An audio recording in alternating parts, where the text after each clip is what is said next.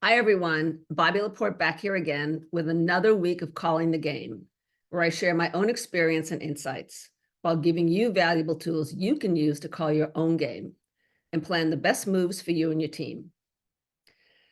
So here we are in January. It's the beginning of a new business year for most of us and a time to wrap up strategic planning for 2024 and recommit to the practice of being strategic as we move forward in the year. But what does it mean to be strategic in a world that requires us to constantly respond to shifting conditions and assumptions? And I'm guessing you've probably been told you need to be more strategic to advance in your career, right? What exactly does that mean, particularly in this challenging environment where, let's face it, planning often seems pointless? And besides, we're all busy. Who has time for being strategic? I get it.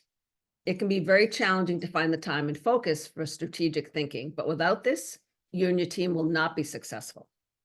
You need to develop and articulate a strategy and direction that informs their work and makes them feel like they're moving towards something.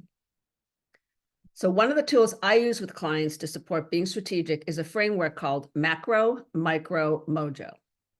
So let's take a look at each one of these. And here I have my very sophisticated and technical audiovisual aids. All right, so macro.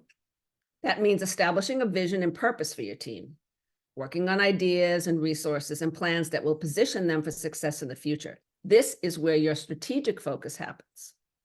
And then there's micro, the everyday activities that make up much of a leader's day. So functional responsibilities, meetings, handling employee and client issues, etc. And then the last one is Mojo, which is engaging, inspiring, connecting with your team, how you support them so they can be successful, and sharing your vision and what the future looks like together.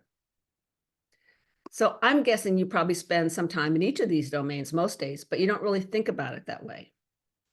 And there's no magic formula on how much time you should spend in each area.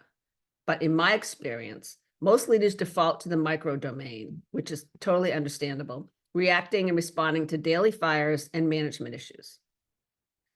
So again, consider using this framework, Macro, Micro, Mojo, as a guide to remind you that you need to be more intentional about where you spend your time, including the macro or strategic part of your job.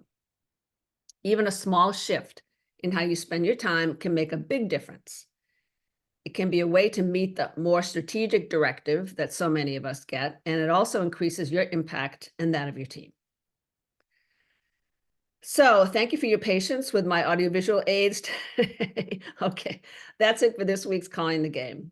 I hope this helps you gear up for a great week and navigate any curveballs along the way. And I hope you have a great week, and I'll see you next Tuesday. All right, everyone, take care.